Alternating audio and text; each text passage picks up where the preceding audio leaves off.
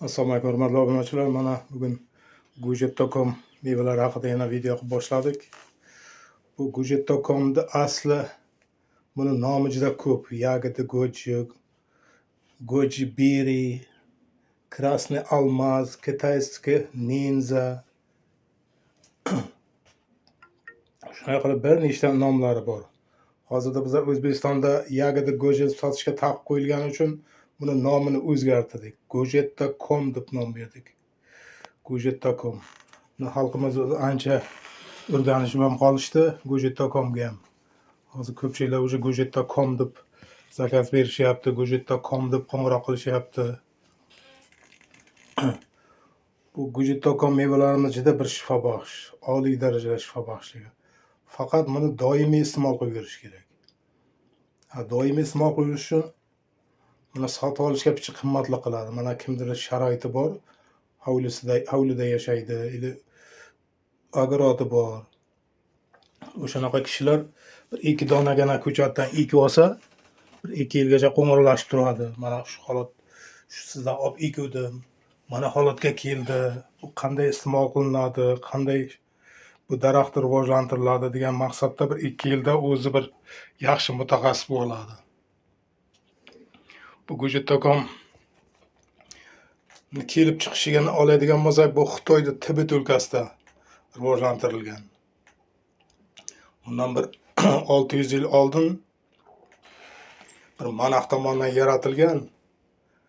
Bu o'sha paytlarda oddiy xalqdan juda bir sir tutilgan. Chunki mana Xitoyda imperatorlar o'zini отдельно anosi bo'lgan saroylari, o'sha saroylarda ularda havzalari bo'lgan, suv ichadigan joylar. O'shalarni atrofiga ekkandan keyin o'sha suvga tushgan Gujet.com mevalardan ular suvni iste'mol qilib yurishgan. Bu odamni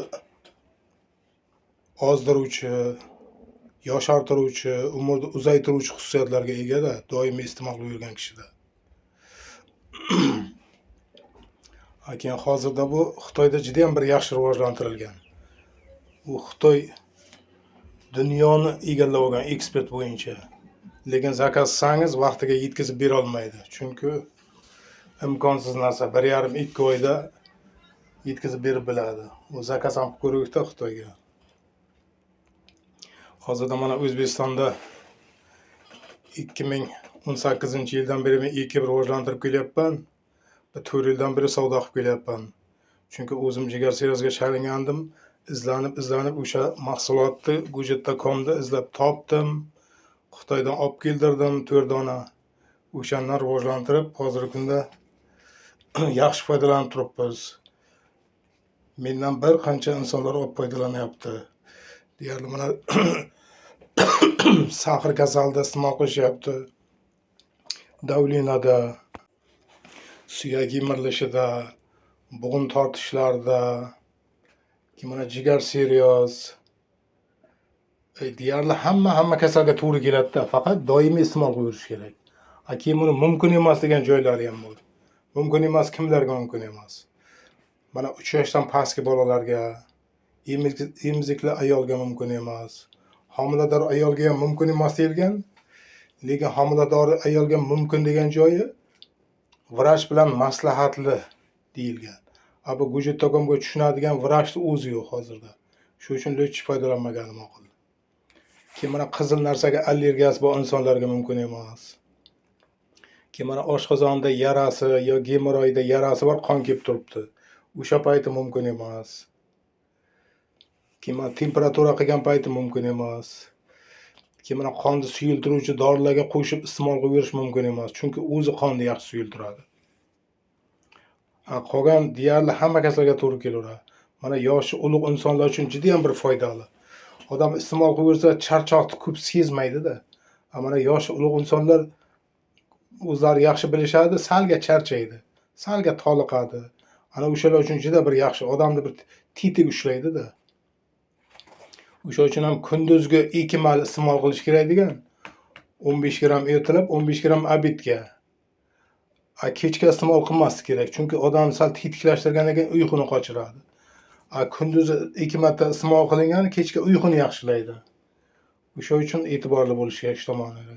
Lekin uyquni yaxshi bo'lgani odam sog'ligi uchun juda bir kerakli narsa. Yaxshi uyqu. Odam tana dam oladi-da. Tarkibida 21 ta mikroelementi bor. Kaliy, kalsiy, magniy, sink, selen yo'q, mikroelementi o'zi yo'q. Shundan tarkibida germaniy degani bor. Germaniy har bir insonda bo'ladigan onkologik hujayralarni bloklab turar ekan, rivojlanishiga yo'l qo'ymaydi. Keyin 18 ta aminokislota bor degan. 18 ta aminokislota limondan 15 barobar kuchli deyilgan. Asalari sutidan ham kuchli deyilgan aminokislotalar. Keyin 8 ta polisaxarid, 8 ta monosaxarid, 8 ta bikarotin degan anavlari bor. Aminokislotalari. Keyin omega 3, omega 6, keyin vitaminlarga keladigan bo'lsak, vitaminlardan C vitamini, A vitamini, Y vitamini, keyin B vitamini, B1, B2, B3, B6, B9, B12 vitaminlar ham tarkibida mavjud. Chunki vitaminlarda inson tanasi o'zi ishlab chiqara olmaydi-da. Faqat mana yeydigan oziq-ovqatdan oladi, meva-chevadan. O'sha uchun bunda deyarli hamma element bor. Inson sog'lom yashash uchun kerakli bo'lgan barcha elementlar bor. Bu go'jat to'ka mevalarimiz o'zini yesa ham bo'laveradi. Faqat me'yordan oshib ketmagan holatda deyilgan. Mana daraxtdan uzib yesa ham bo'ladi. Bizlarnikilar gibridlashtirilgan. Lekin hamma go'jat to'qimlarni ham yeb bo'lmaydi. Chunki tarkibidagi suv zaharli deyilgan. Nojo'ya ta'sir berishi mumkin. Bizlardagi gibridlashtirilgan Xitoy tibidulkasidan olingan. Endi qanday ertalabdan obedgacha bo'lgan vaqtga daraxtdan 10 dona uzib yesa bo'ladi. Obeddan keyin kechgacha bo'lgan vaqtga yana 10 dona yesa bo'ladi. O'shandan iloji boricha oshirmaslik kerak. Men bir oshirib ham ko'rdim, mazzam qochirib, ko'ngillarim aynib, qaytqig'ilam kelib qoldi. Bezovta bo'lib. Keyin mana quritilganidan 15 gram ertalab, 15 gram obedga. Buni o'zini yesa ham bo'laveradi. Yoki o'zini yeb orqasidan suv ichib olish kerak, iliqroq suv. Yoki qaynagan suvga dimlab bir 10-15 minutdan keyin suvini ham issiq ichib, mevasini yeb olish kerak. Keyin bir 5-10 minutdan keyin og'irlanib ketaversa ham bo'laveradi. Mana qaynagan suvga dimlab ichilgan effekti yaxshi deyilganda. Hozirda ko'chatlarimiz tugadi. Ko'chatlarimiz bor, tuvakchada ekilganlari bor, uzoq joylarga dastlabki qilish qiyin oson. Havo isib ketdi, tuvakchada ham o'sha mazasi qochib qolyapti. Mana yaqin oradagilar kelib olib ketishyapti ko'chatlarimizdan. Uni hozir ham eksa bo'ladi. Atak noyabr oyiga bo'ladi. Bizlar noyabr oyi sotishni boshlagandik, 25-martlarda tugadi-da. O'sha uchun noyabr oylariga qiziqingizlar, zakaz qilsangizlar, dastlabkilarimiz bor, BTS pochtasi orqali dastlabki qilib beramiz ko'chatlarimizni ham.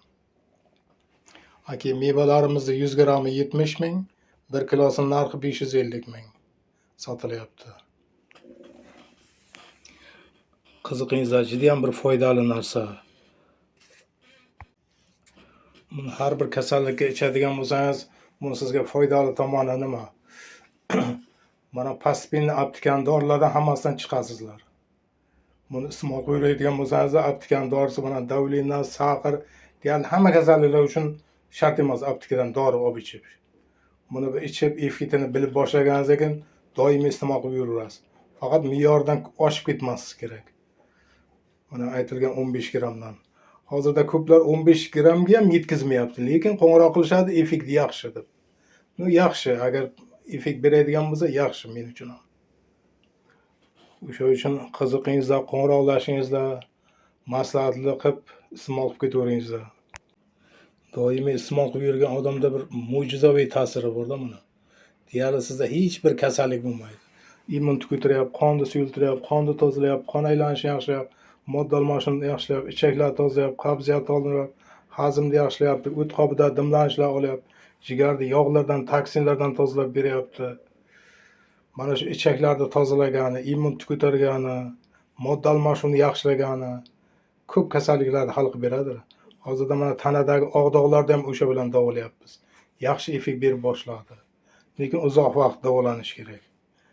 Mayli, e'tiborlaringiz uchun rahmat. Sog' bo'lingizlar.